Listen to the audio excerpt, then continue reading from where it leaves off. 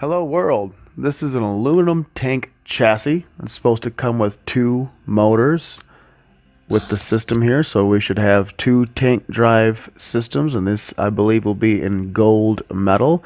You can find an affiliate link below. The affiliate link does not increase your price, but it does help us a little bit.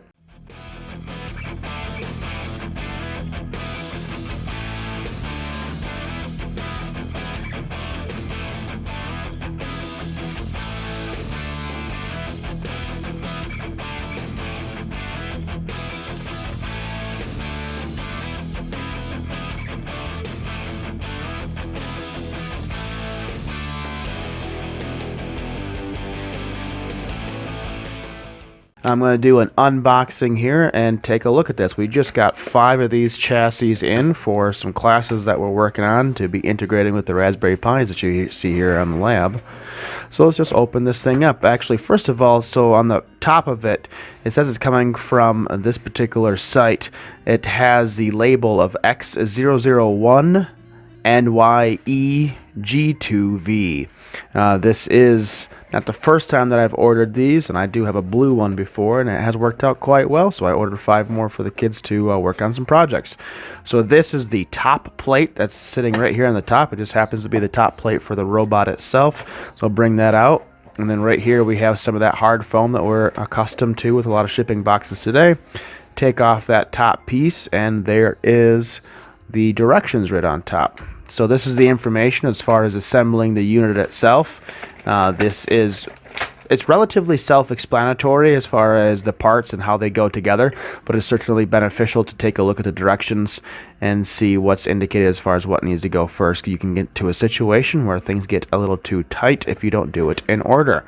So let's pull all this out and see what we have. One of the first things that I noticed is it does come with pretty cheap screwdriver. It does come with a screwdriver for the assembly portion itself. Do you have the wrench for the nuts? A lot of road wheels, and these road wheels all do have some reasonable bearings built into them. We do have wires directly attached to the motors here, and actually on my previous ones, we were missing one of the wires, so it's definitely good to see that this one has all the wires that are supposed to be on this bot. There are no terminations at the end. It is just a bare wire, so you can strip that and put it into your H bridge. What's nice about this particular motor is it does come with a gearbox directly mounted onto it, so you don't have extremely high speed, but you do have good torque for that tank drive. So pull these out, set them off the side. Here is a static bag with all of the hardware that you'll need for your assembly.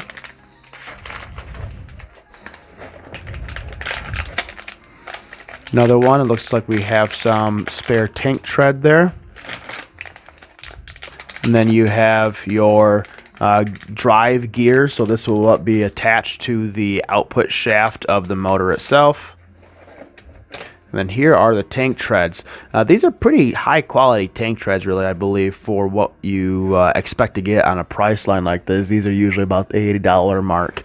But these work out pretty well. You do have some pretty good traction there, and the road wheels fit quite nicely in the inside track. I haven't driven this out in snow, but it does work pretty well in an all-terrain environment. I'm not sure how snow would work if we do have some build-up underneath here with those road wheels, but those are pretty good tank treads overall, especially for a small-scale system like this when you're just working on some prototyping.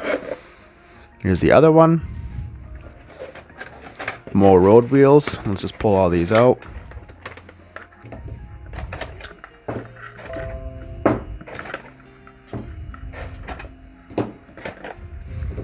And again, this is the gold chassis, so it should be decent for visibility, as we are dealing with the COVID-19 lockdown situation. A lot of these are going to be viewed over a camera, so I decided to go with the gold just for high visibility option. So the chassis is, like I had mentioned, it's a self-assembly, does not come put together, but you could say that adds a little bit to the fun. There are some pieces that you don't necessarily need to attach to it, such as there's a crossbar on the back that's not absolutely required, but I have found it as a beneficial place to put a mode or a battery mount. Now you do have some of the different pieces that can go across the bottom, but they are not absolutely required. And then you do have a front section mount as well. Now let's open up the accessory bag here. And as I had mentioned, this is all the hardware required to put everything together. It does come with all the nuts and bolts that you need for assembly. And it does, as I showed you earlier, have that screwdriver as well as the wrench necessary for the nuts. Let's pull the chassis stuff on the side. So this is, as I mentioned, aluminum. It is nicely painted. I've not had any issues with these things scratching or corroding or the paint flecking off at all. And I have had another chassis I'll show here in a little bit for a couple of years now, and I haven't used it a whole lot, but it has seen some use and has not had any issues since. So we do have the road wheels with all built-in bearing systems here, and I have not had any issues with any of the bearings thus far on my previous one. That's why I decided to go with the same brand again, because it has worked out well for me in the past. It does make a little bit of noise when it rolls along, but you would expect that with the tension on the tread. And then we have the additional nuts and bolts and standoffs there.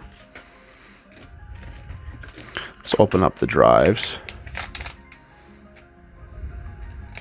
So these are drive sprockets that the shaft from the output from the gearbox of the motor itself attaches to these, and that's what gives you your actual drive torque, is these sprockets fit within the slots here on the tank treads themselves. So you have two for each side, and essentially on the inside they go like that. But let's pan over and take a look at the one that I have set up going.